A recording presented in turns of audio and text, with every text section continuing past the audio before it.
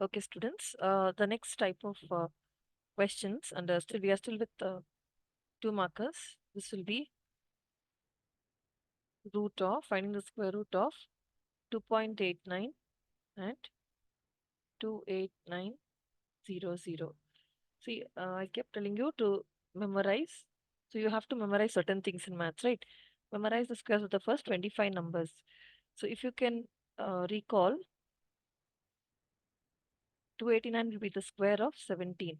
So you need to know the squares of the first 25 numbers. It is mandatory. You should know, you should learn, because you will not be given any table sheet, or you will not be given uh, allowed the permitted the use of a calculators. Remember, the 17 square is 289.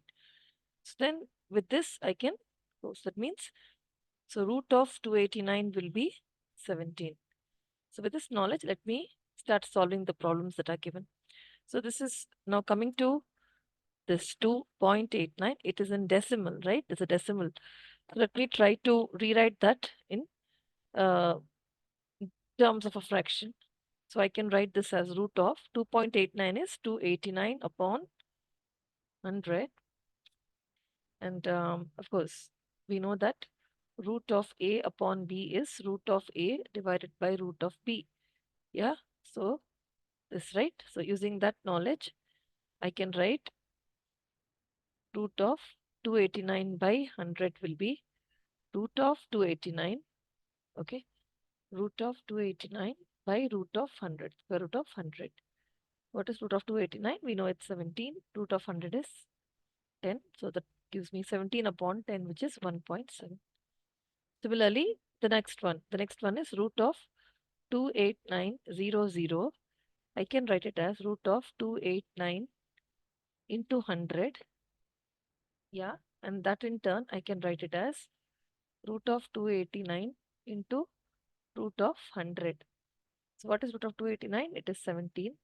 Root of 100 is 10. That will give me 17 into 10, which is 170. So this is one type of example. So you should know the squares of different numbers. If I ask you 15 square, you should know it is 225. Then if I ask you 16 square, 256. Let's say 12 square, you should know it's 144. 13 square, it is 169. Then 14 square is 196, isn't it? So all these, it's good to know all this. You should know this, so that instead of 17 or 2.89, I can give you anything else, and you should be able to know the square of which number it is, and accordingly you should substitute and make the you should compute the value. All right, let's move on.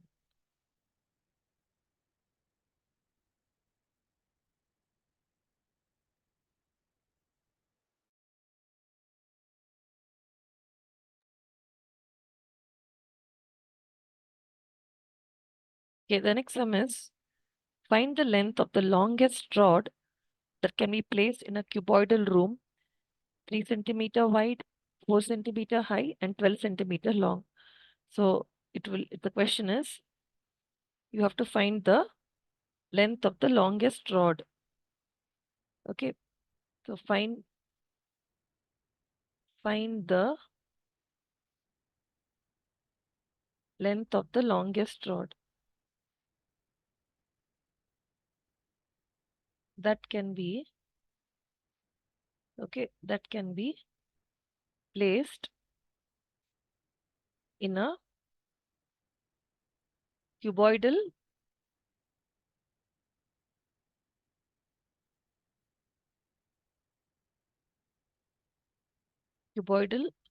box,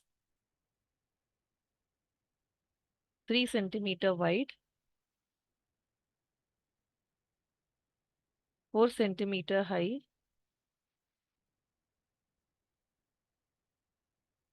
and 12 centimeter long. See, I told you long means it corresponds to length, wide means it corresponds to width, high means it corresponds to the height. Okay, keep that aside. So we can we know that, if it's a box like this, you can find out its yeah.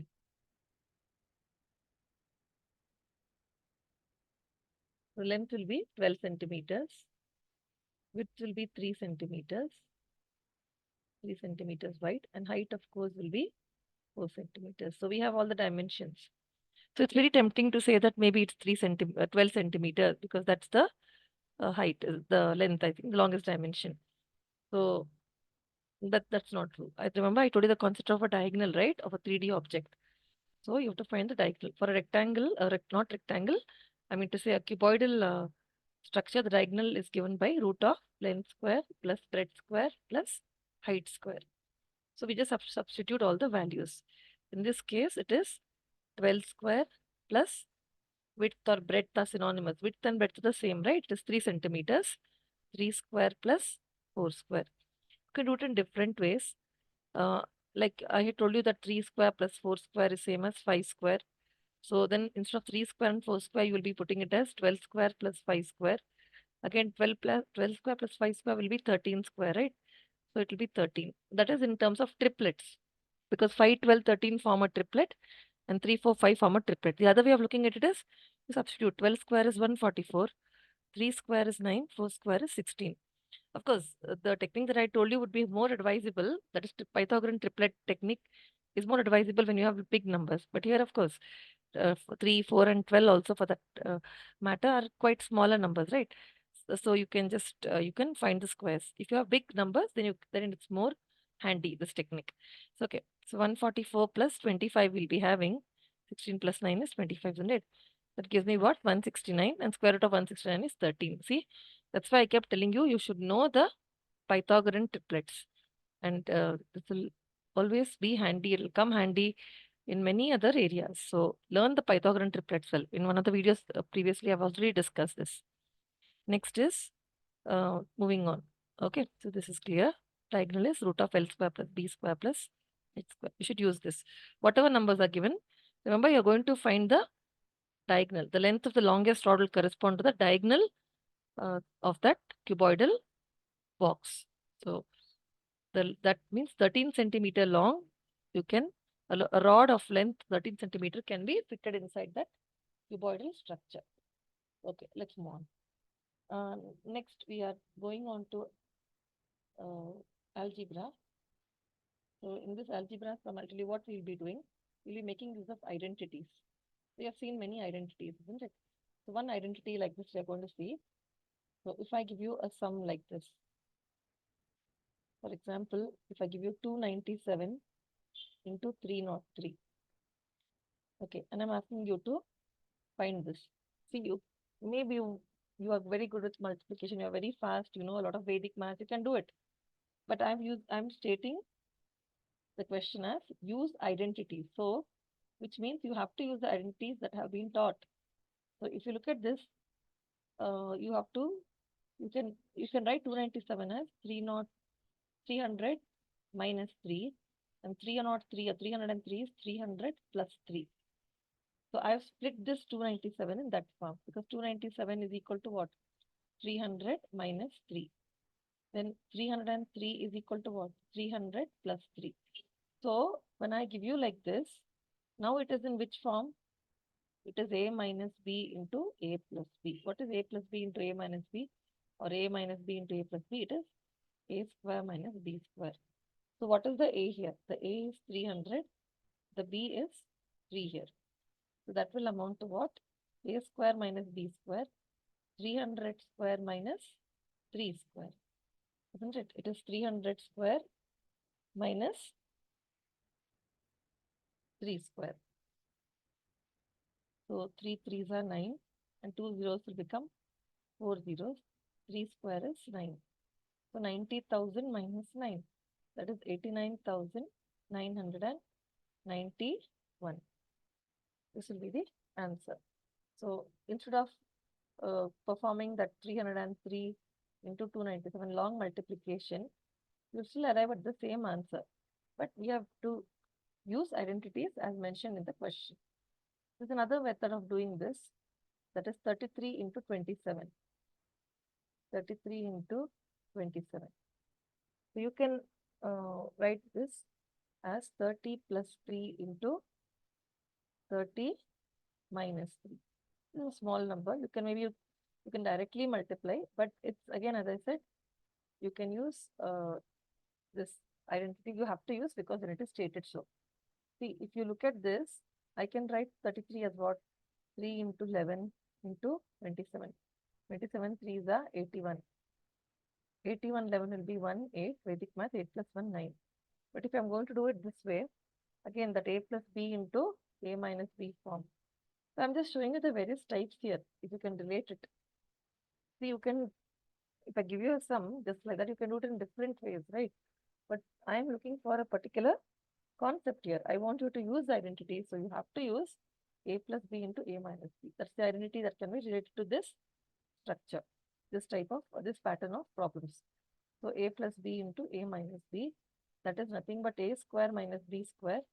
So long as you know what's our a and b, that is 3a is 30, b is 3, so 30 square minus 3 square. So again the same thing, it is 900 minus 9, which is 891. So there are different ways. There is a Vedic math technique, there is a identities method. There are so many ways to arrive at this solution. When I told you always exam means you have to use the strategy that has been asked. So you don't write your own methods there.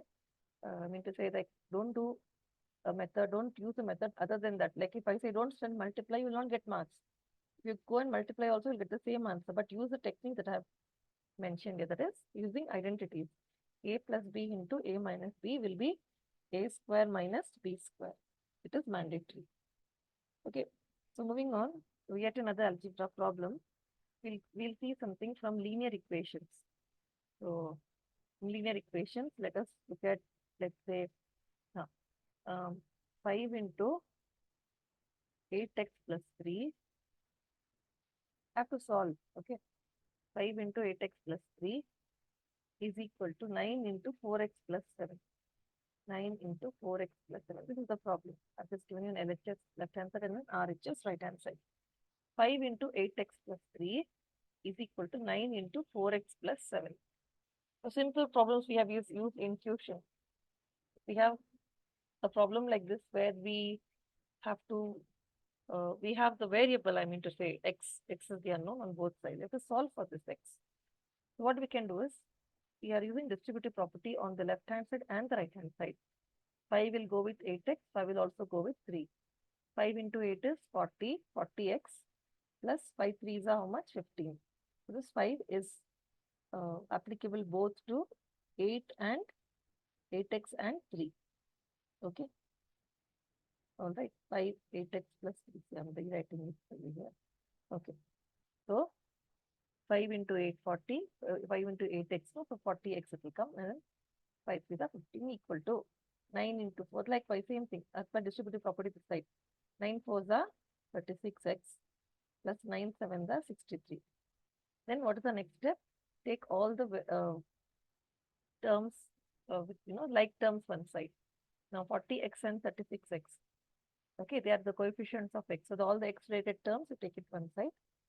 So 36 is smaller than 40. Take 36 to the right hand side. 15, of course, take it to the you are taking 36 to the left hand side. You are taking 15 to the right hand side.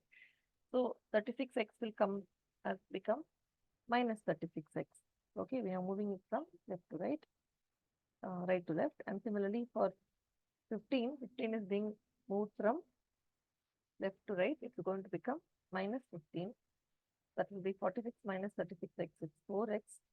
So 4x is equal to 63 minus 15. So what will that be? It will be 48.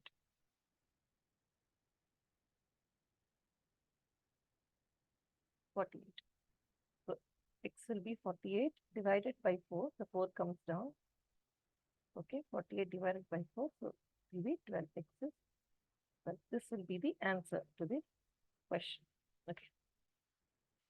So, I mean, it's not advisable, but only if you have time, you can always go and verify. You can put 8 to it, you can put 4, you can put 12 there. 12 8 is 96, 97, 98, 99, 99 into 5. Yeah, 99 into 5, 495 are going to get.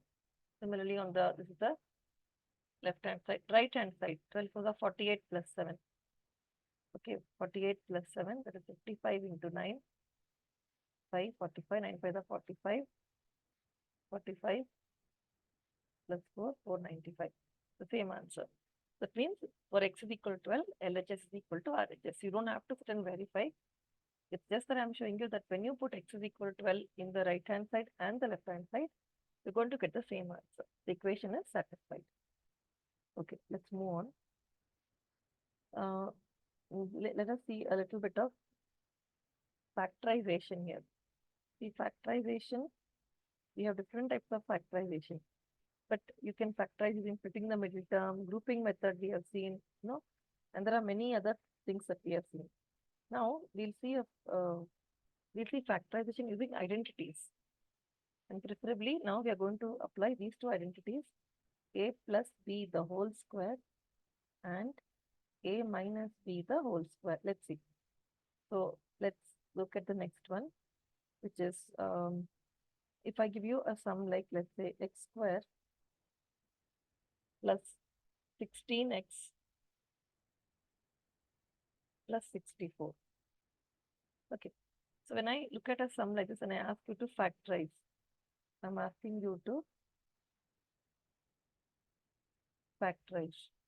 So what will I do? I will rewrite this in terms of what I know. I can write 16 as 2 into x into 8.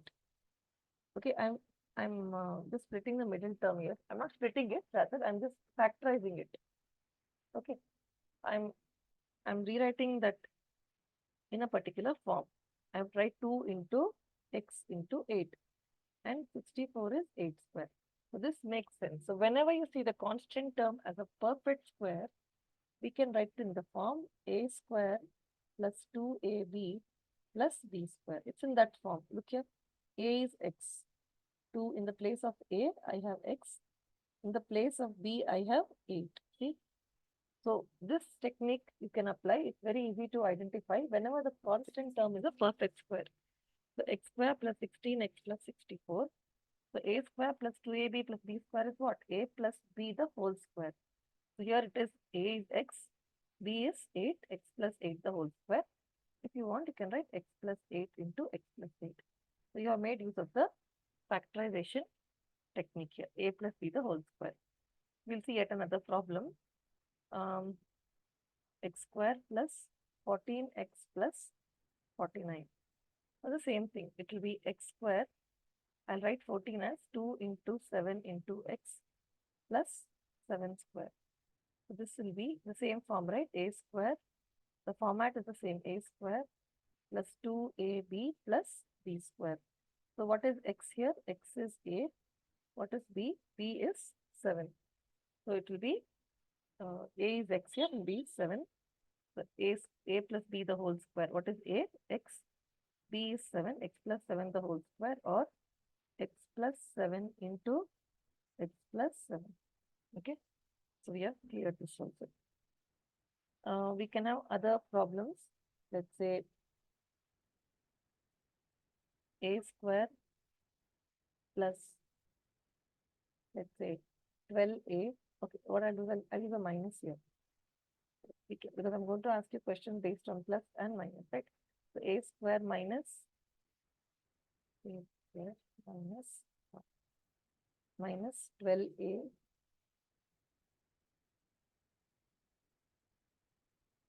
minus 12a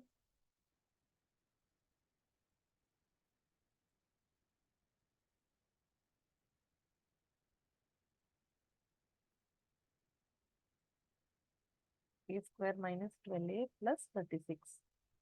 So I can rewrite it as a square. I write this as 2 into a into 6. 6 to the 12, isn't it? 12a is 2 into 6, or 2 into a into 6 is 12a. 36 is 6 square. Again, 36 is a perfect square. So that's why I kept telling you, learn the perfect squares or the triplets. Whenever you can identify the constant as a perfect square, you need to apply this. So this what happens here. Again, a square minus 2ab plus b square. Here a is a itself, but in the place of b, I have 6, isn't it? B square is 36, which is 6 square. So what is a square minus 2ab plus b square? It is a minus b the whole square. So that will be a minus b the whole square. That is a minus 6 the whole square. If you want, you can write a minus 6 into a minus 6. Okay. So this is about factorization. Then if I ask you a square minus 10a plus 25, I'll just do one more problem. We close on this. A square minus 10a plus 25. So I can write this as a square minus 2ab, 2 into a into 5. I can write like this, isn't it? By the way, one more thing, avoid overwriting in maths, okay? Please don't use any whiteness. I want you to strike it out if it's wrong, because you're not writing in pencil, you can't erase it. You strike out that particular like this. And no need to use whitener and all this stuff and make it messy. Just strike it out once and write the step again. Because I've seen students, for example, they suppose you want to write 15 and by mistake you wrote 10. They strike out 0 and they write 5. But it's going to give a different meaning. I'm not going to understand what is written here. So better, you strike out that 10 and then write 15. It's like this. It's a very simple thing that I'm telling you, but it does make a difference. Sometimes then you will not be able to understand your own writing, because sometimes you're intending to write 4, but if the 4 is written like a 9, then you will copy incorrect thing. So be very careful. So you should, first of all, you should be able to understand your own writing. Legibility is important there. So a square minus 2a plus 2ab plus b square, 5 square. So a minus 5 the whole square, a minus b the whole square, isn't it? In the place of a, you have a itself.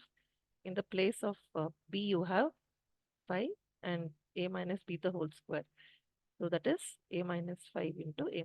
These are this is the factorized version of this. So with that, I told you I'll be giving you a hot space question, where I would want you to uh, higher order thinking skills.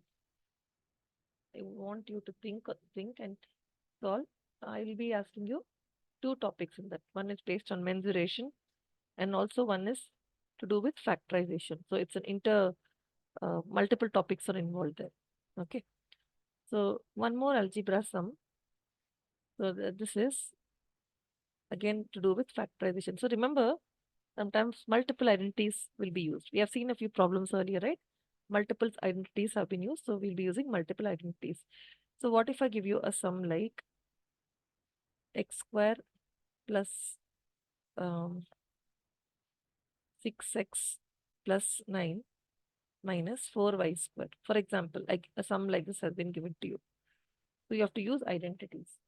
Now, one of the things that, I've told you, right? When there are 4 terms, you have to try to factorize them by grouping, take two at a time. But what if that fails? Now here you can see that there's no way you can actually group them and factorize them. But then I can see something here. I can see 2 perfect squares here.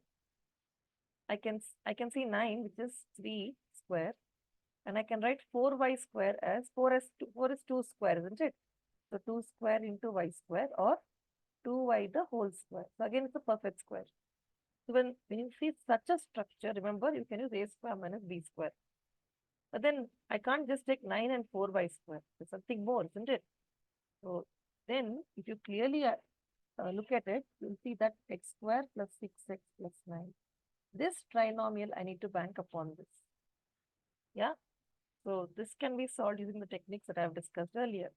So x square plus 6x plus 9, take it as one entity, minus 4y square can be written as 2y the whole square. So now when we come down, x square plus 6x plus 9.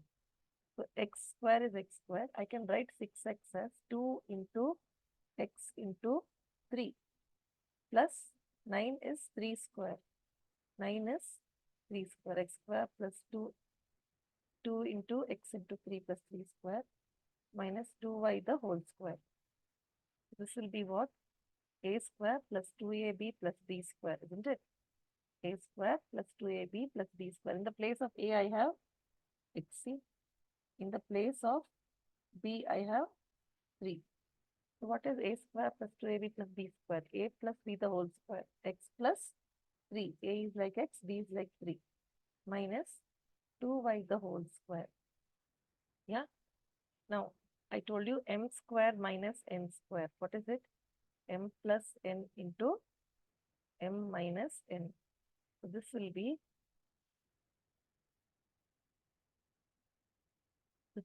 m is like x plus 3, isn't it? N is like y. So x plus 3 plus 2y into x plus 3 minus 2y. You must remember this. So we have used two identities here. One is a plus b the whole square, and one is a square minus b square. So you should be able to solve questions of these types. Okay. Next. Okay. So probability sums. The probability sums for 4 marker, I can ask you questions based on the dice. Dice, right? A pair of dice are rolled and the outcomes are noted. So you have multiple questions based on this. Like on phase 1, there are 2 dice, right? So correspond to that you have 2 phases, phase 1 and phase 2. Maybe on phase 1 I'll get the number 3, phase 2 I can get the number 4, like that. So or so many possibilities are there. How many possibilities? Like you can have 1, 1, 1, 2, 1, 3, 1, 4, 1, 5, 1, 6. Similarly, you can have 2, 1, 2, 2, and it will go all the way up to 2, 6. Then you can have like that 3, 1, 3, 2, like that 4, 1, 4, 2, and so on. Finally, 5, 1, then 6, 1, 6, 2, 6, 3, all the way up to 6, 6. So if you look at it in a dice, you have right from 1, 1 to 6, 6. You have 36 possibilities. Yeah. So that means your sample space, your n of s, if you have time, you can make a grid, 6 by 6 grid, and write down all the 1, 2, 3, 4, 5, 6. So if you do have time, you can write down this, you can make that grid structure, okay? And you can write the sample space. Otherwise, just write just an abstract of it like I've shown here. You just show this so that it's 1, 1, 1, 2, it will go all the way, then down when it comes up to 6, 6. So when you write this structure that I'm showing you here, you are telling me that you know what is the sample space. You can even write like this. Put the suitable arrow so that you know, and even I'm able to understand that you know. That's what I'm trying to say. Or you can make a grid if you have time, 1, 1, 1, 2, 1, 3. So like that, 2, 1, 2, 3, 3, 1, 4, 1, 5, 1, then finally 6, 1, it will end with 6, 6. If you write the grid, it's just that it will be easy for you to visualize the observations. For example, if I give you a question like, what is the probability of getting a doublet? Now, when you get a doublet, in this case, 1, 1, 2, 2, 3, 3, 4, 4, 5, 5. Okay. So in all of this, remember the count of the sample space is 36. N of S is 36. So the denominator will be 36. Suppose the event is getting what? A doublet. Doublet is what? 1, 1, 2, 2, 3, 3, 4, 4, 5, 5, 6, 6. So the N of E will be, count of E will be 6. So what is probability of E? Probability of E is N of E upon N of S. So N of E will be, how many are there? 6, no? 6 upon 36, 1 by 6. Not necessarily that you have to convert to decimal or not required now. You can leave it at whatever it is. Or if I say the event, I can describe one more event. Maybe the event of the sum of the phases, uh, okay, the sum of the phases of the 2 dice, okay, sum of the phases equal to 10. Sum of the numbers of the 2 phases will be equal to 10. See, 10 you can get in different ways, isn't it? 6 plus 4 you can get, 5 plus 5 you can get, 8 plus 2 you can get, 7 plus 3 you can get, 9 plus 10, 9 plus 1 also you can get. So, but then remember, 9 is not a number on the dice, 7 is not a number. Likewise, even 8 is not a number on the dice. So, and so the only possibility, 2 possibilities are 6 plus 4 and 5 plus 5. So you're going to get 6, 4 as one combination, or 4, 6. They're different things, isn't it? Because two different dice, or 5, 5. So doublet. So only three possibilities. So n of e will be 3. So the probability of getting the sum of the phrases as 10 will be, the probability of the event is n of the event, n of e by n of s. That will be 3 upon 36, which is 1 upon 30. You can check. So when if you have written the grid, it is easy for you to visualize. That's why I was just insisting upon the grid if you have time. But even if you can visualize, otherwise without drawing, and if you can, write the event correctly, that's also fine. Because I should not lose out in this 4 marks. I should not lose out writing the grid, the entries in the grid. Fine. The probability of E is n of E by n of S, which is 1 by 12. Fine. So this is it. So this kind of questions, but in probability I can ask you 2 or 3 events. It's a 4-mark question, right? And remember, you can even get probability as 1 or probability as 0. So remember, so you can get even the extremes also. Some of the two phases as 7, if I ask you, or some of the two, then you know how to get 7. 6 plus 1, 5 plus 2, 4 and 3, and then there's only these three possibilities. Okay. So if you look at product as, let's say, getting the product as 7, it's not possible, because you should get 1 into 7. You will get 1 on one phase, but you can't get 7 on the other phase. So getting the product as 7 is an impossible event. So if I give you a sub-question like this under this, remember, it will be an impossible event. In that case, probability will be 0. You should know that. Fine. Let's move on to the next thing.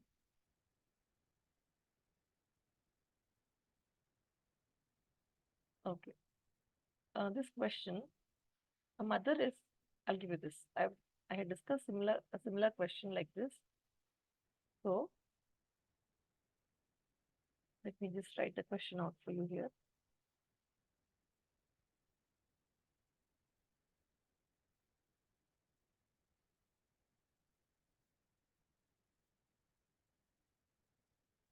Okay, I was just trying to copy, so I think I'll have to write it down because I don't have that feature of copying text.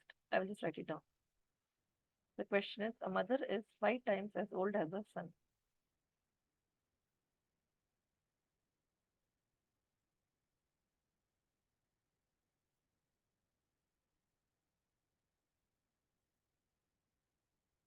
After 2 years, the mother will be 4 times as old as him.